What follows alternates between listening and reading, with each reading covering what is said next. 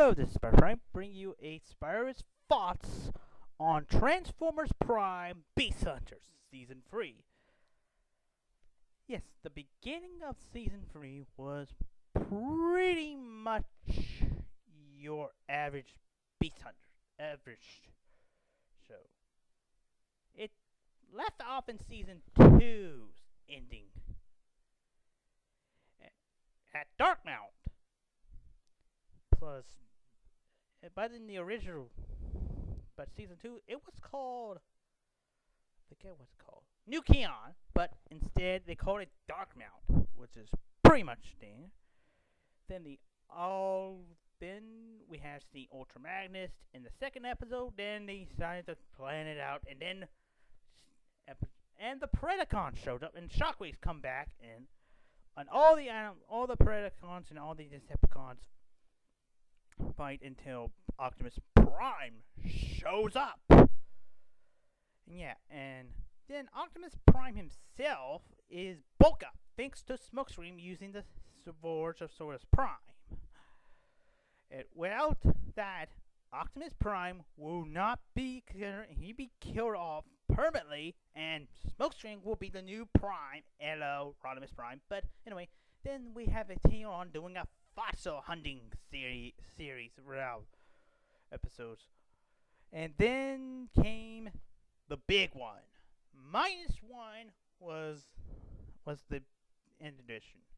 Then we have Project Predacon, which is revealed that Predaking has learned to fight and all that other stuff. Then we have -1, which they try to take Soundwave's mind out of the creation and Tyrants. Then there was Season 3's Era of Unicron, way of saying, let's took Ratchet out of the creation, and that's him finish it. He decided to do it in the episode. They almost tried to save Ratchet. Yeah. And the final episode, which is a big one, called Dark Deadlock. It was a pretty awesome episode, to say the least. Then, other than that, they kill a Bumblebee. Always. Yes, this is a big gripe for me. They killed off the kid's favorite Transformer character, Bumblebee. I like this Bumblebee in this series because he reminds me of RDT2. But no, Bumblebee did not die. He was killed off. Then he rose from the dead. And he started to talk. And he kills off Megatron. But incidentally, the person you killed off kills you. You kill the person when you rise from the grave. Was pretty much the infination of Transformers Prime Beast Hunters. But they used the Cybermatter Omega Lock for one thing. Revive Cybertron, and everyone left except for Ratchet. Ratchet, even though he was a little Reiner for Season 2's, throughout the Beast Hunter series, wanted to go back to Cybertron and all that, he decided to, nah, I'd rather just stay here. And yeah, he would stay here, but the biggest gripe about Beast Hunters, that there was no beast hunting. You got Predaking. Okay, you only got Predaking. That's it. And you got color changes from Bumblebee and Smokescreen. You got Ultra Magnus throughout the same season almost. Then until he lost his hand and replaced it with a claw. So yeah. Then you have Wheeljack, who is more matter and all that other stuff. Ratchet he was whining until he wanted to go back and help the Decepticons. I wonder he realized something. Maybe Earth is better fit than me. So pretty much Ratchet stays with Earth. So if Cybertron is reborn and rise again and all that other stuff, what about the rescue bots? yeah, the rescue bots, very much. They will learn that Cybertron is reborn and revive again. And they no, they, oh, I forget what it means. I can't talk to it, but I mean, but they pretty much did not know that Megatron got killed off permanently, and the former Decepticons poems, but overall, but Knockout stuff, some odd reason survives, and he said, "Well, I'm joining the winner's side," until Smokescreen punched him to death. Not a good move, Knockout. And the fact that you have short little claws and little eyes. I wonder if Knockout was mad since Breakdown's death. He wants a, Yeah.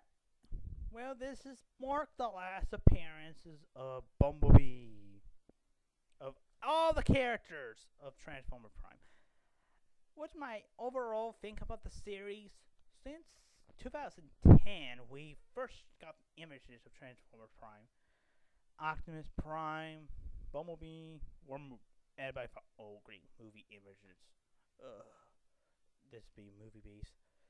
It was gonna be movie based. RC was different. Clipjumper was different. Ratchet was different. Bulkhead was different. Everybody, 6 Autobots. Ooh, 3 Decepticons. Cool. We saw Megatron is movie and Prime-ish. Starscream was skinny, and everybody was like, ugh. Whoa, get this guy a sandwich or something. Breakdown was bulk up. We have Viacons, and back then they were called Arachnicons or whatever they called, but they're called Viacons for permanent reasons. And I believe Soundwave was silent and had no bass, and results to him to have no voice. So they voted to say, yeah, Soundwave was all that other stuff. Again, the Beast Hunter series itself was pretty much great. The series overall was pretty much, first season was awesome, resulted into Dark Energon, and until the first minute, Starscream kills up Clipjumper. Everybody was like, no!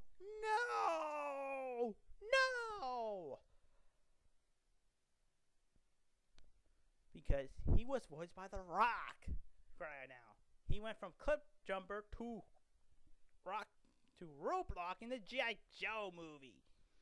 So he somehow survived and became the main character in that series, and he was a 5 minutes die character. Again, in Transformers Prime, characters' deaths became the norm in Transformers Prime. In general, we have seen Clipjumper died, Viacons always died, Skyquake died, Mineshaft died, Dreadwing died, Unicron was but he will return in the movie. But anyway, that's another time. And Tailgate was killed off. Smokescreen was killed off. No, not Smokescreen. Sea Spray. And then what? He died? No. I meant Sea Spray, not Smokescreen. Anyway. The other wreckers who died, 2 of them got toys for some odd reason. And 3 got toys the same. No, 2 have not had toys. So, anyway. Die. We found these weird looking Autobots died. Decepticons die. Autobots die. Everyone dies. Sometimes the humans got killed off. Yes, overall, Transformers Prime Beast Hunters and Prime in general was a good series, but it's pretty much furred between Beast Wars and animated. If you compare the similarities, animated was a good series, but they don't have deaths in that series, except for they did kill off. If they die, they turn gray.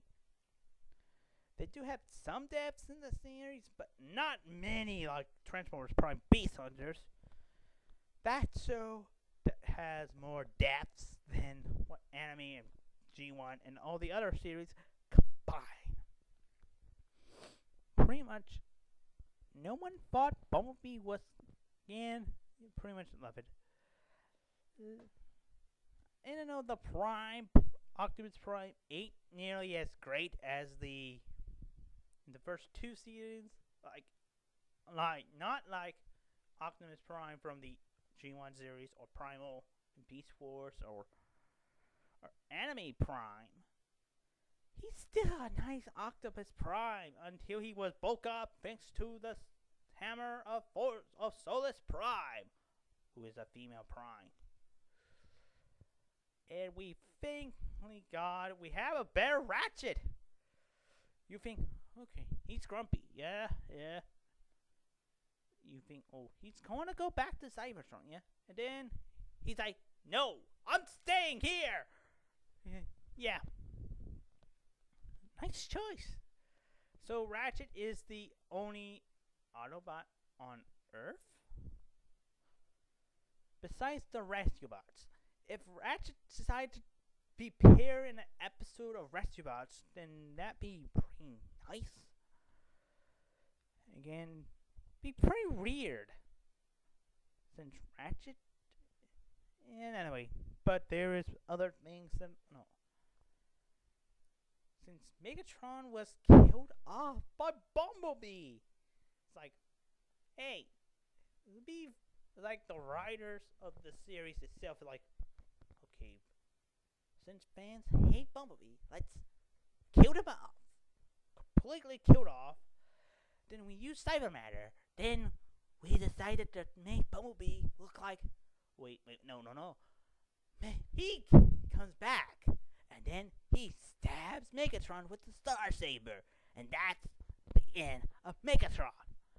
Woo! Brilliant idea! And that's how they decided to do all that. But anyway, overall, Optimus Prime, the Bumblebee in this series is by far the best version of Bumblebee I have ever seen. You know, people like, oh, he's just a background character. Yeah. Pretty much, I like a Bumblebee character who is background, not hog holding like the movie version had been. And this version of Bumblebee was, you know, he's still beep, beep, beep, beep, beep, beep, beep, until he got his voice back, which is a good thing. Consider that he is Bumblebee. And anyway, pretty much all that. Again, this show is pretty much a very good show overall. I didn't know that they killed off most characters, mostly mini-bots and wreckers. On the Autobot side. Other side, let's see, they killed off a couple G1 characters, a buttload of Viacons, Seekers, and Insecticons and all that other stuff. But anyway, also I did forgot to mention one episode, that zombie episode. But anyway, that zombie vampire episode, or I should say zombie, whatever they call it, Zompire or something. Yes, Zompire episode. But anyway, it was a very good series. it was a good way to end the series overall. See, this is way better than what Anime had. Anime has the Autobots return to Earth and return to Cybertron with Starry and having Prowl's body in a casket. Megatron captured and Lieutenant is captured and Shockwave was captured.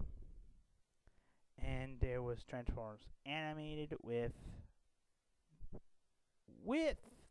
no, not anime. Beast Wars with they just like returned to Earth with Megatron hell until Beast Machine showed up, and after Beast, same thing with Beast Machine, they killed him. Megatron and Primo died, and whoop, they reformatted Cybertron into an organic planet. Same thing with R.I.D. R.I.D. Optimus kills off Galvatron. Same thing with the same endings of Armada on the Unicron trilogy. Overall, pretty much, movies verse, they just say, they end the movies with one thing. Megatron got killed off, that's it. Fallen guy has to be killed off, Megatron survives, Starscream survives, and alright, everyone got killed off. This soundwave was a cool soundwave, and they ended with the worst fate they did. They put him in the shadow zone.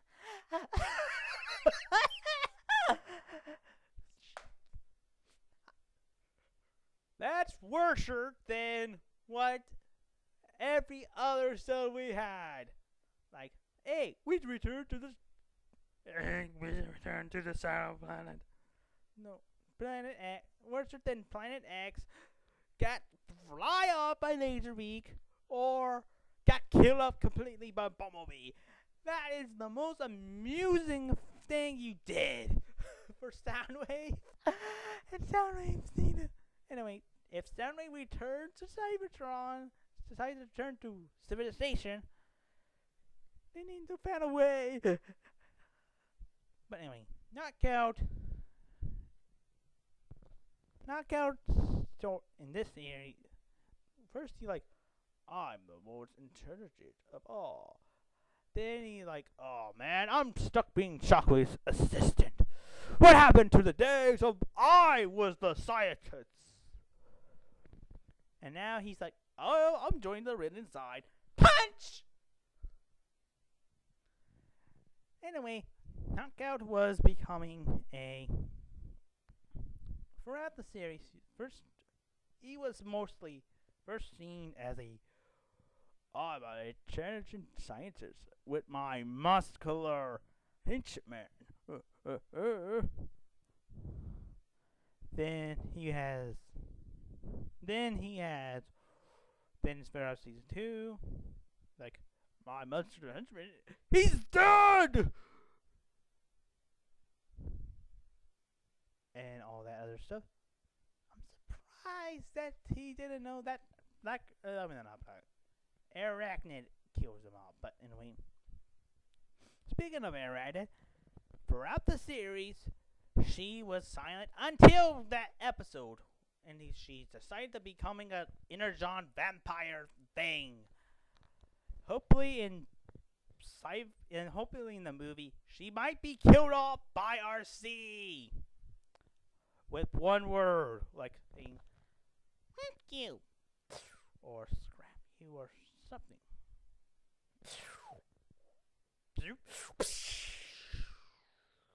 Dead. Pretty much, that might be the ultimate demise. What happens when you turn to an Energon vampire? You got killed by a motorcycle. Or even worse. But anyway, it is a pretty good series overall. And I know that Cybertron and all the others. Cybertron's back to life. Megatron is killed until Unicron took over his body.